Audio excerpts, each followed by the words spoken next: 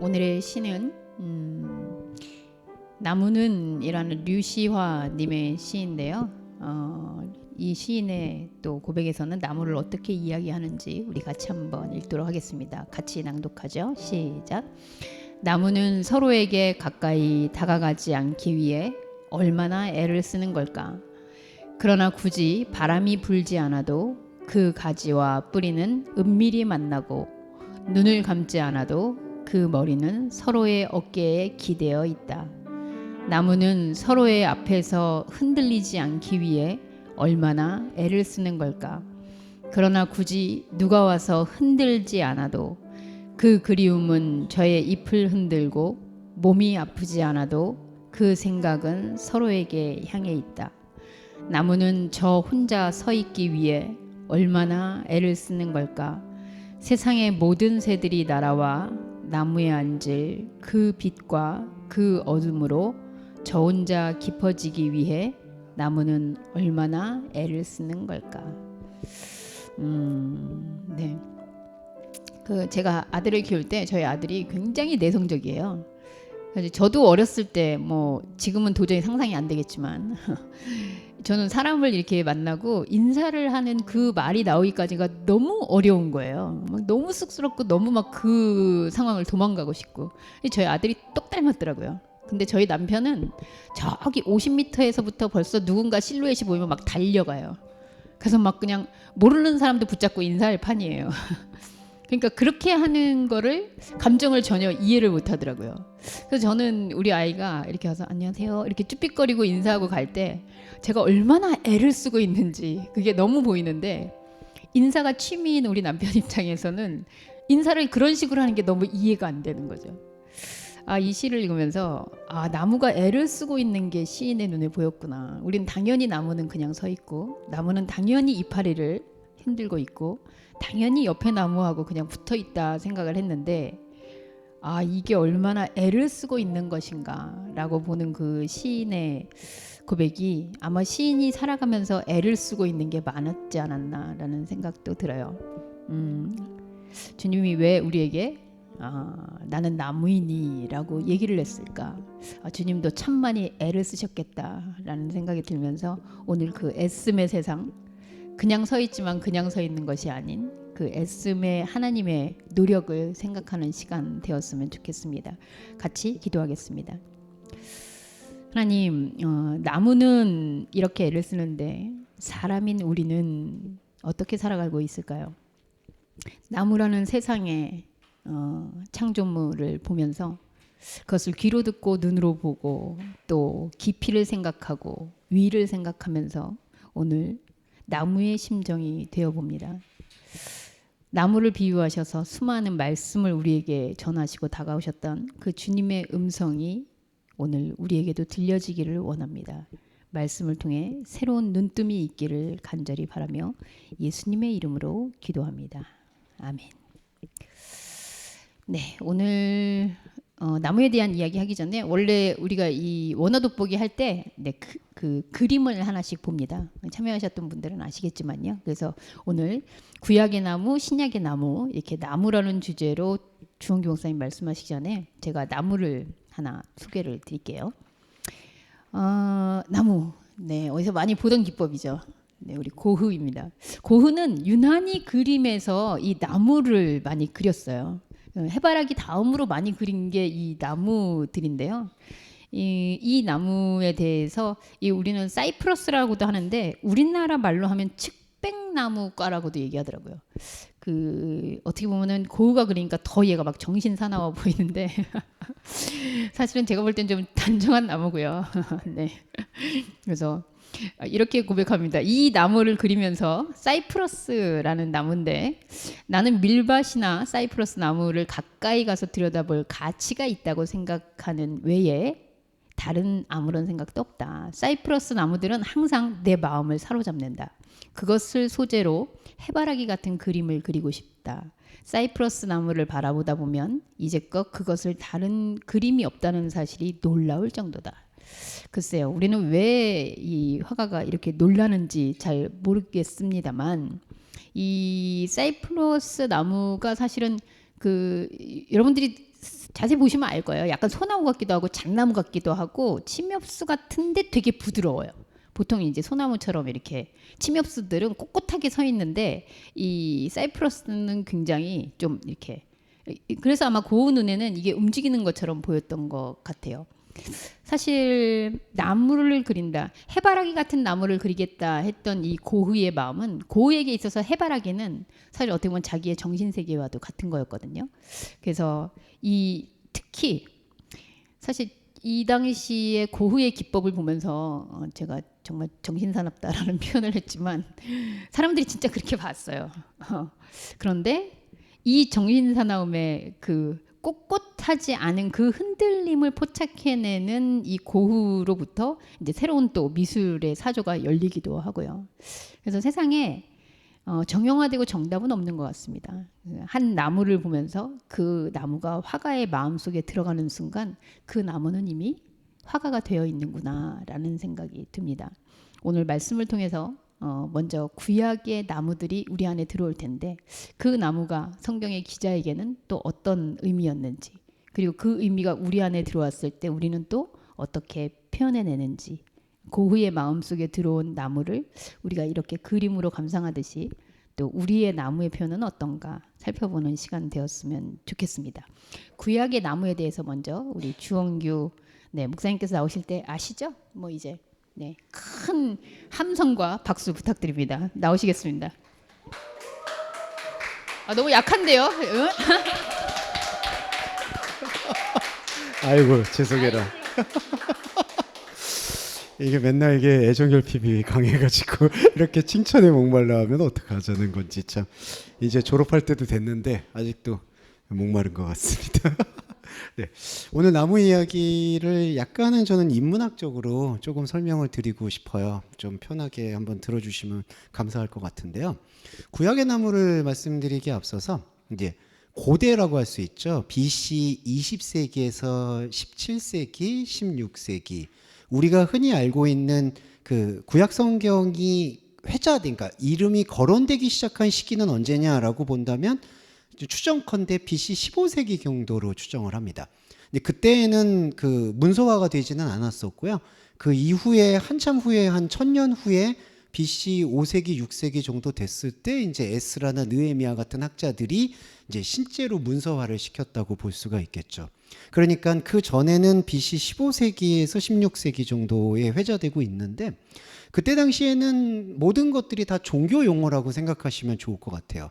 꼭 구약의 유대 종교만이 아니라 다른 종교들도 그리고 다른 문명권들도 종교 언어를 사용하고 있다고 보시면 되겠는데 그 종교 언어들이 사용하고 있는 것들을 잘 들여다보면 대표적인 그 서사시가 길가메시 서사시라는 것을 확인해 보실 수 있습니다. 나중에 검색해 보시고 책을 보시면 길가메시 서사시라고 이제 그때 당시에 메소포타미아 문명과 종교를 다루고 있는 그 문헌들을 좀 확인해 볼 수가 있습니다. 그런데 말씀드리고 싶은 결론적인 요지를 말씀을 드리면 그 다른 종교라고 할 수 있는 다른 문명권에서는 이 나무라는 단어가 이제 히브리어로는 에스로 표현되고요. 메소포타미아나 우가리 언어로는 라후프라든지 에르나임 맞을 거예요. 그런 단어들로 쌓이고 있는데 거의 그다지 중요하게 취급들을 안 했어요.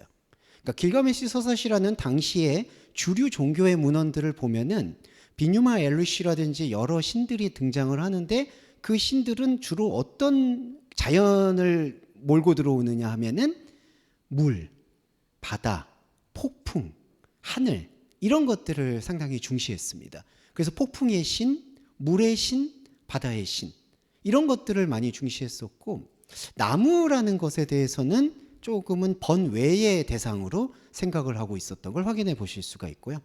그 번외의 대상에 대해서 오늘은 갑자기 종교학에 대해서 죄송한데 번외의 대상이 이렇게 고정돼서 스스로 내려오게 되는 게 힌두교하고 불교를 볼 수가 있는데요. 우리 불교를 보시면은 설득 기억이 나실 수 있겠지만 불교의 경전들의 대부분은 석가가 말을 하는데 이제 그걸 수보리라고 표현합니다. 수보리가 뭐냐면은 보리수 나무 아래에서 말을 했다라고 많이 표현을 해요.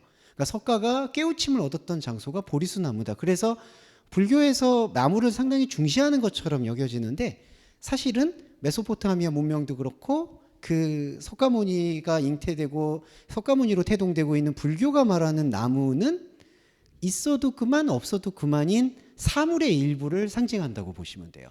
그러니까 수보리 나무 아래에서 뭐 깨달음을 얻었다라고 했을 때 그 나무를 중시하는 게 아니라 그냥 그늘을 피하고 그냥 이것을 이용했지 그 나무를 그렇게 종려하거나 뭔가 신앙적인 대상으로 생각하지는 않았습니다.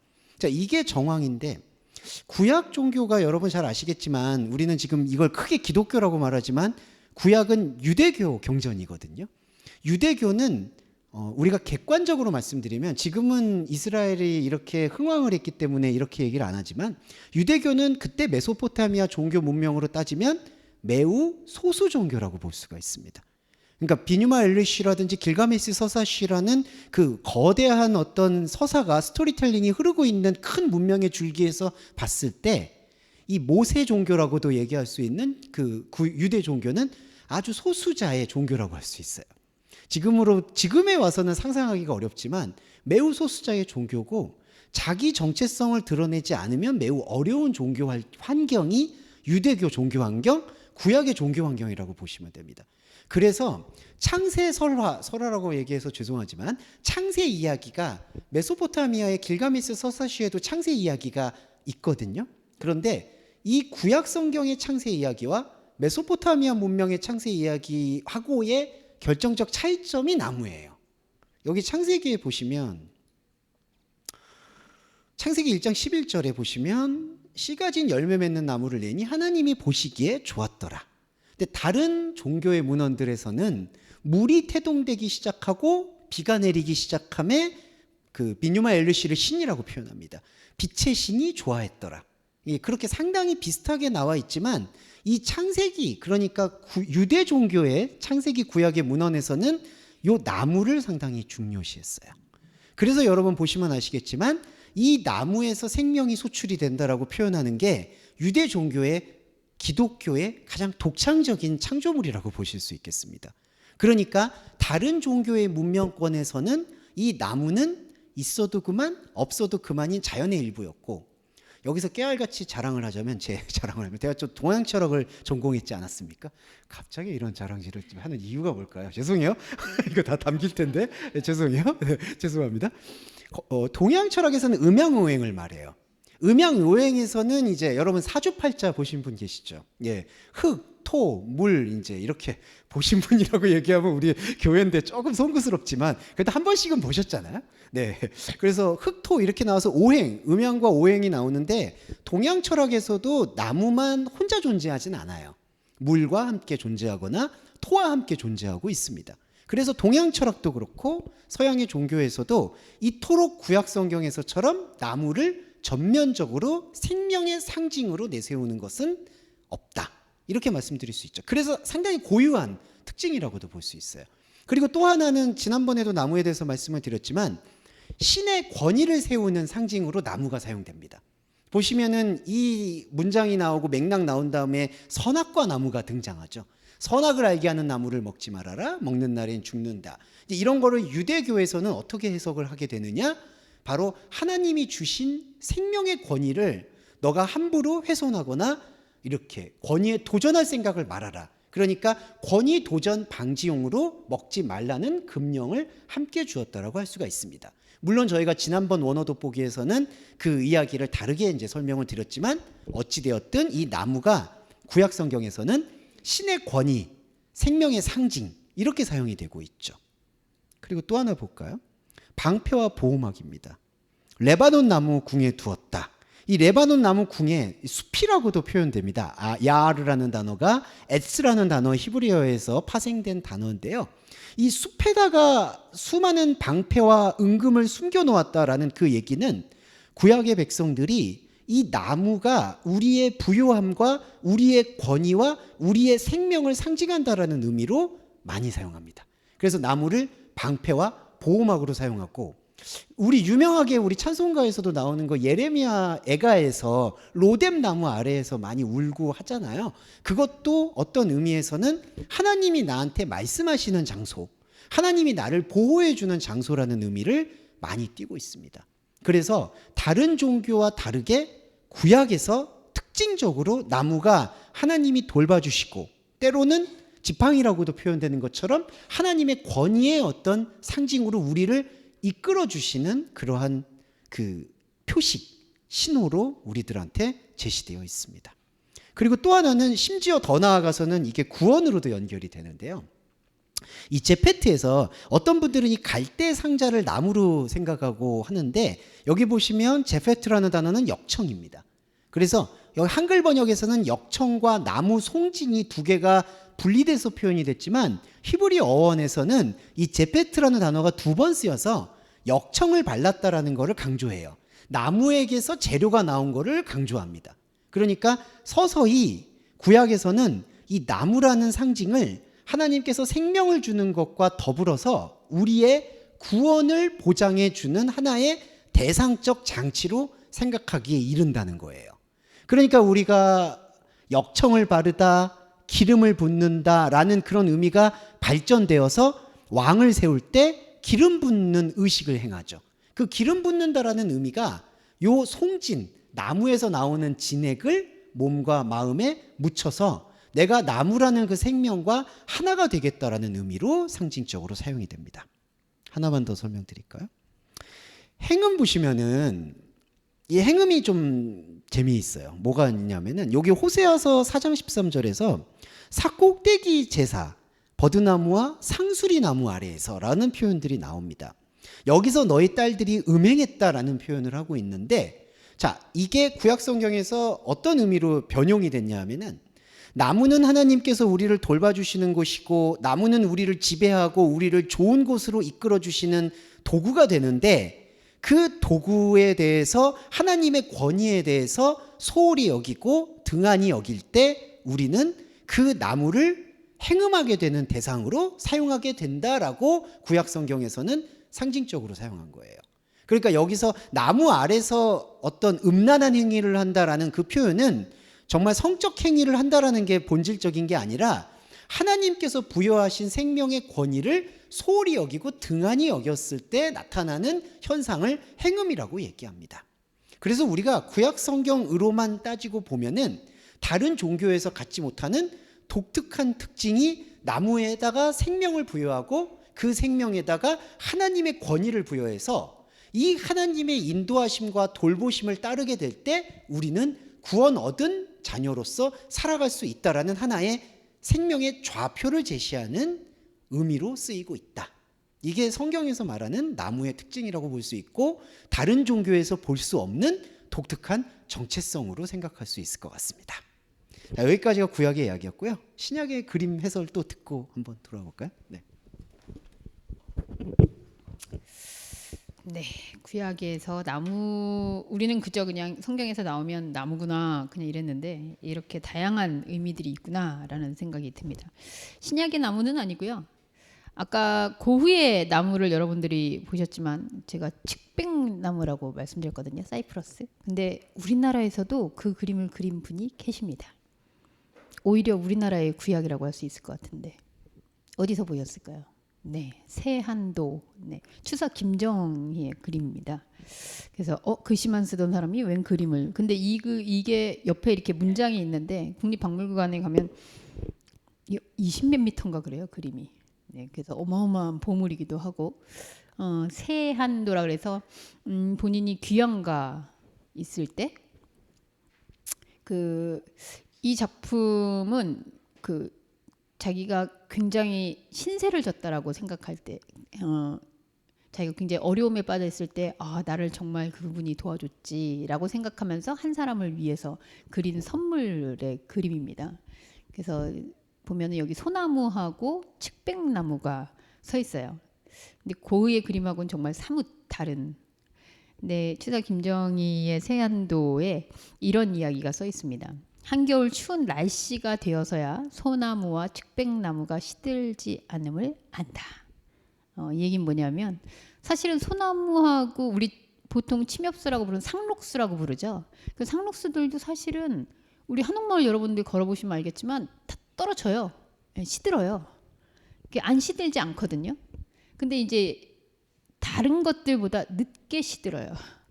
그래서 우리 눈에는 다른 것들이 다 낙엽져서 내릴 때 걔네들은 푸르게 있으니까 늘 푸르다 이런 생각을 하는데 한 겨울이 되어서야 결국은 잎이 떨어지는 그런 나무들과 다른 이 푸르름을 가지고 있는 그 나무들을 알아본다라는 얘기인데 김정희는 사실 이 공자에 나오는 이야기인데요. 무언가를 그 진리를 보기 위해서는 그 끝에 이르러서야 알게 된다. 그래서 한편으로는 자기가 귀양살을 하고 어려움을 겪고 혹은 지금 고난 가운데 어려움 가운데 있을지라도 그것은 끝에 가봐야 한다. 뭐 이럴 수도 있고요. 사실은 지식이라는 것을 끊임없이 쌓아가는 것도 그 끝에 이르면 결국 그 결실은 나중에 알게 된다. 뭐 이런 의미가 있다라고 합니다. 같은 나무를 그렸는데 정말 다르게 그리는 이 두 화가의 모습을 보면서 같은 말씀이라도 우리 안에 들어왔을 땐 우리의 시선, 우리의 관점, 우리의 삶의 여정에 따라서 또 변하겠구나. 구약의 나무의 이야기가 들어왔는데 이제 신약의 나무가 또 우리에게 들려지면 과연 어떤 나무로 또 들려질지 한번 들어보도록 하겠습니다. 신약의 나무 이어가도록 하죠. 근데 왜 이렇게 된지 모르겠네요. 네. 이 3시 예배는 특징이 이렇게 버라이어티한 게 너무 좋습니다. 네. 구약까지 말씀을 드렸을 때 우리는 상당히 자부심이라든지 좋은 의미를 품을 수 있다고 생각이 들어요.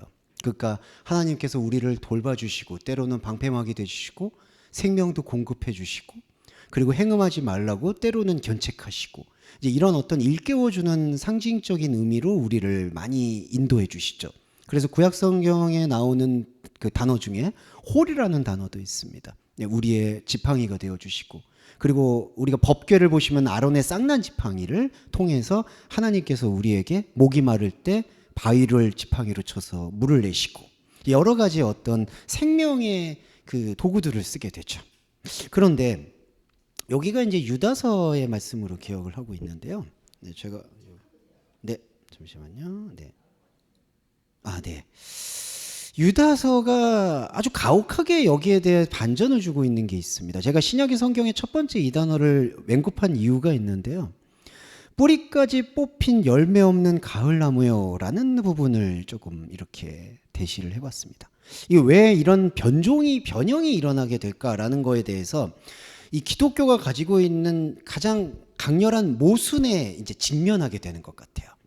우리 기독교는 다른 종교와 다르게 나무를 통해서 하나님의 생명을 이해하고 그리고 신적인 어떤 유대 관계를 형성한 거라고 믿어 의심치 않았던 게 유대교의 특징이고 그 유대교는 지금까지도 그 생명의 자부심을 고수하고 있습니다. 그런데 신약 시대에 들어와서 예수 그리스도에 대한 결론적인 걸 먼저 말씀을 드리면 예수 그리스도의 이 현상계에서의 인생의 말로는 십자가 처형인데 의견들은 다르겠지만 그 모양이나 표식이나 이건 다르겠지만 십자가의 재료는 젠트론, 나무예요. 나무가 그러니까 그냥 일자목이라는 해석도 있고 실제로 십자가에 못 박았다는 해석도 있습니다. 왜냐하면 요즘에는 그 처형의 방식에 대해서 많이 의문을 품고 있기 때문에. 하지만 공통적으로 여지없이 그때 쓰이는 거는 나무예요. 근데 그 나무가 왜 십자가의 형벌의 상징이 되었느냐? 나무가 저주의 상징이 돼버린 거예요. 그러면 왜 나무는 저주의 상징이 돼버린 거냐? 열매를 얻지 못하는 나무는 쓸모없다라고 인식이 됐기 때문이에요. 생명이 없다라고 인식이 된 겁니다. 지금 겨울에 아까 추사 김정희의 그 시들지 않는 나무들 보면서 다른 해석들도 많이 나오는 거죠. 그때 당시에. 왜냐하면 눈에 보이는 현상적인 나무에서 열매가 나오지 않을 때 이 나무는 더 이상 신이 아니구나, 생명을 주는 것이 아니구나, 쓸모가 없구나 이렇게 생각하는 저주의 상징으로 나무가 쓰이기 시작하는 겁니다. 그러니까 이게 여기서 충돌이 일어난 거예요. 왜 충돌이 일어나냐 하면은 유대 백성들은, 유대교인들은 다른 종교와 차별성을 달라고 요구해서 그 표식으로 나무를 취했어요. 그런데 그 나무에서 생명이 뽑혀 나갔다라고 생각하는 백성들의 생각과 우리의 욕망이 결합이 되니까 이 나무가 더 이상 쓸모가 없게 되면은 우리 마음속에서도 신은 지워집니다. 그러니까 지금 유다서에서 상징하고 있는 이 바는 뭐냐 하면 예수 그리스도가 우리에게서 쓸모가 없어졌기 때문에 저주의 상징인 나무에 달리시는 것은 너무나 당연하다라고 생각하는 게 구약의 백성들이나 구약의 종교가 그렇게 경배하고 떠받들었던 나무에 대한 양면성이라는 거죠. 그래서 우리가 신을 믿게 되고 종교를 믿게 될 때 이 구약에 대한 말씀을 어떻게 이해해야 되느냐, 저는 두말할 것 없이 신앙 고백서로 읽어야 된다고 생각을 합니다. 그렇게 하나님을 아끼고 사랑한다라고 말했던 나의 입과 나의 생각이 얼마나 연약하고, 죄송한 말이지만 얼마나 위선적인 것인지를 고백할 수밖에 없게 되는 게 구약을 넘어와서 신약 시대에서 예수님의 십자가를 생각할 때 생각할 수밖에 없다는 거죠.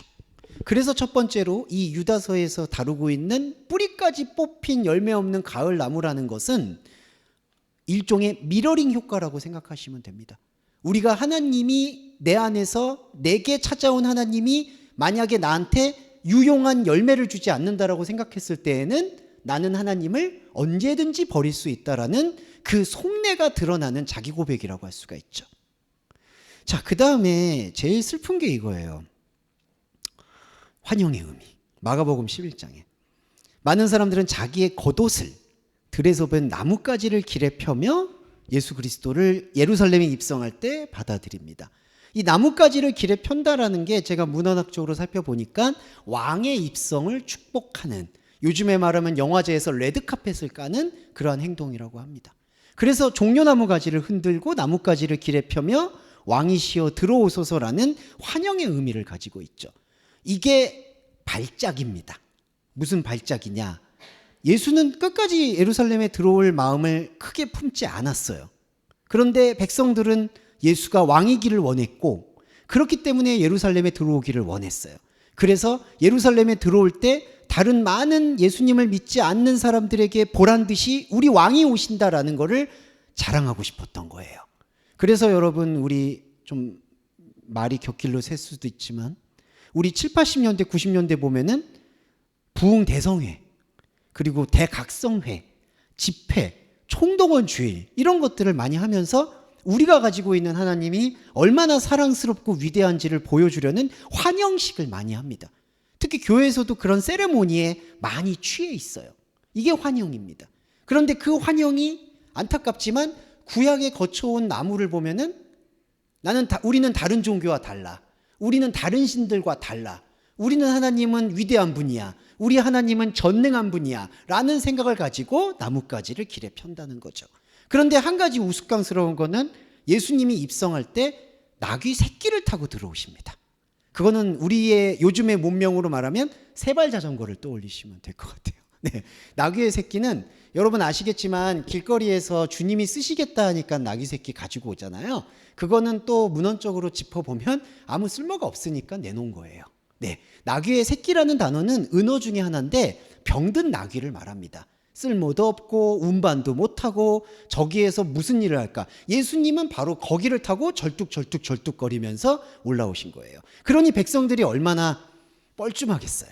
백성들은 레드카펫을 깔아놨는데 턱시도는 못 입을 망정 갑자기 무슨 이상한 세발 자전거를 타고 들어오시는 그 우스꽝스러운 모습, 이게 바로 환영에 대한 역설이라고 생각하시면 되겠고요. 마지막의 역설이 이겁니다. 참 서글픈 건데요. 나는 참 포도나무예요. 내 아버지는 그 농부라.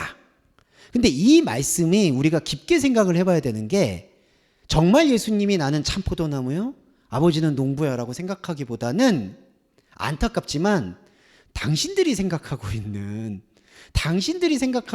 내가 포도나무다. 이게 왜 그러냐면요, 이 포도나무라는 거는 빨리 소출을 낼 수 있고 열매를 낼 수 있는 가장 빠른 나무예요. 이때 포도를 맺는 게 그때 당시에 중동의 기후에서는 가장 빠르고 가장 화려하고 가장 눈앞에 보이는 가시적 성과가 빨리 일어나는 게 포도나무입니다. 그래서 여러분 아시겠지만 노아도 나오자마자 포도를 농사를 지었어요. 그래서 취해버렸죠. 여기도 포도나무예요. 나는 포도나무요, 아버지는 농부야 라고 했을 때 우리는 이 말씀을 통해서 예수님을 붙어서 우리가 가지에 젖붙임이 돼서 사랑을 받고 생명을 얻겠지 하는 마음이 있겠지만, 신약 성경의 전체적인 십자가와 예수님의 희생의 말씀을 생각해 봤을 때 이게 우리가 생각하는, 하나님이 생각하는 게 아니라 우리가 생각하는 많은 열매와 많은 소출을 맺고 싶어 하는 예수님의 이미지라는 거죠. 그게 예수님이 보여주시는 거예요. 그래서 이 요한복음의 다락방에서 말씀 이후에 바로 십자가 형벌의 길로 걸어가시는 것을 봤을 때 이 신약 성경의 스토리 전체에서 결국에는 멸망이 나오는 거다. 이게 참, 여기 보세요. 여기 큰 무리가 칼과 몽치라는 요 단어가 나무를 깎아 만든 나무 몽둥이라고 합니다. 네. 그러니까 우리가 이 칼보다 더 무서운 무기가 그 당시에 몽치였는데요. 이게 거의 백정들이 사용하는 철퇴라고 생각하시면 될 것 같아요. 그리고 예수님도 가시면류관 쓰시기 전에 로마 병정들에게, 로마 군사들한테 그 채찍을 맞으셨죠. 그 채찍의 연원도 나무예요. 그러니까 우리 안에서 그렇게 구약 성경에서 나무를 앞세우고 생명을 주신다고 찬양하고 우리 마음속에서 받아들였는데 신약 성경으로 오면은 완전히 이 낭만적인 로맨스 드라마가 스릴러로 변해버린 걸 볼 수가 있습니다. 그래서 저는 이 원어를 통해서, 이 의미를 통해서, 나무의 의미를 통해서 묵상하고 싶은 결론적인 지점은, 안타깝지만 구약에 알고 있는 우리의 하나님을 새롭게 알아야 한다. 그게 기독교의 저는 본질이 되어야 된다고 생각이 듭니다. 그리고 구약에 나타나는 하나님은 제가 앞서서 다른 종교 얘기도 드렸지만 다른 종교에서도 모두 신화적으로 사용하고 있다. 그 다른 종교에서는 나무가 아니라 그것이 물일 뿐이고 불일 뿐이고 바람일 뿐이지, 그 종교 모두 자기에게 편의상 좋아하는 것, 보암직한 것, 먹음직한 것으로 신을 섬기고 신에게 만족감을 느끼며 인생을 허비하게 된다. 예수님은 바로 혁명적으로 그렇게 허비하게 되는 우리의 종교심에 어떤 의미에서는 철퇴를 날린 것이다라고 생각이 들어요. 그래서 나무는, 마지막으로 말씀드리고 싶은 건, 나무는 죄가 없습니다. 나무는 그냥 있어요. 근데 우리의 시적인 감수성 혹은 신앙적인 감수성, 종교적인 욕심이 와, 주님 대단하십니다, 이렇게 되는 거고, 불교 사람들도 제가 아까 처음 말씀드렸을 때 보리수 나무는 아무 의미가 없는데 거기를 뭔가 성지로 만들어서, 지금도 인도에 가시면 바라나시라든지 아니면은 그 나무 석가가 지나갔다라고 근거도 없는데 거기다가 해놓고 거기에 관광상품을 만드는 걸 보실 수가 있습니다. 그래서 나무는 죄가 없고 자연은 그냥 있는 것이다. 우리는 구약에서 그걸 통해서 하나님의 지팡이를 찾으려고 했다면 이제는 과감하게 내가 사용하고 있었던 그 도구를 내려놓고 내 안에 계신 하나님을 찾아가는 생명의 여행을 떠나는 게 진짜 내 안에서 자웅동체처럼 살아있는 생명의 뿌리인 나무를 발견하는 일이 아닌가, 그렇게 생각을 해봤습니다. 마무리할게요. 네, 나무에 이렇게 깊은 의미들이 있구나라는 생각이 드는데, 결국은 그 예수님이 가진 십자가가 여기 나오는 인간을 향한 가장 큰 몽치였나? 뭐 이런 생각이 드네요. 우리가 꿈꾸는 나무, 그리고 우리가 상징하고 싶은 나무는 결국 그냥 나무였다 라는 말씀을 깨닫게 됩니다. 우리 안에 어떤 나무가 있는가? 사실 이 나는 참 포도나무여 내 아버지는 농부라라는 이 말씀에 우리 얼마나 희망을 걸고 살고 있는데, 사실 그게 네 포도나무고 너의 농부구나. 근데 사실 우리는 이렇게 하면 아무것도 없지 않아요? 라고 하는데, 저는 늘 말씀이 그렇지만 그렇게 됐을 때 우리의 참포도나무, 우리의 농부는 우리의 손에 달려있다 라는 그 자유함이 우리의 인생을 훨씬 더 보람있게 살게 하지 않나? 저는 그런 생각도 들어요. 하나님한테 의존해서 마치 네가 하늘에서 뭔가 떨어지기를 기다리는 그런 인생이 아니라, 나의 나무를 내가 키워가는 그 즐거움, 그 기쁨, 그런 부분들을 역설적으로 얻지 않나라는 생각이 듭니다. 여러분 안에 있는 나무에 대한 구약적, 신학적 이 말씀을 통해서 더 우리의 마음속에 있는 것들이 밖으로 드러날 때 어떻게 드러나는지를 관찰할 수 있는 기준이 되었으면 좋겠습니다. 잠깐 기도하도록 하죠. 하나님, 오늘 나무라는 한 자연의 이 생명체 그 하나를 통해서 우리가 무엇을 잃고 있고 또 무엇을 보고 있고 하나님을 어떻게 생각하는지를 새롭게 생각합니다. 세상에 수많은 자연뿐만 아니라 사물, 관계, 모든 것들이 있는데 이 하나하나를 살펴볼 때 하나님이 그것을 통해서 우리에게 말씀을 전하시고 우리에게 말씀을 이끌기를 바라시는 그 접촉점이 결국 이 세상의 모든 만물이구나라는 생각이 듭니다. 만물 안에서 만물을 충만케 하셔서 그 가운데서 그리스도를 발견하고 하나님과 연결되어 있는 우리 자신을 보게 하시는 그 하나님의 뜻이 하나하나 새겨지는 저희의 인생의 여행이 되게 하여 주옵소서. 예수님의 이름으로 기도합니다.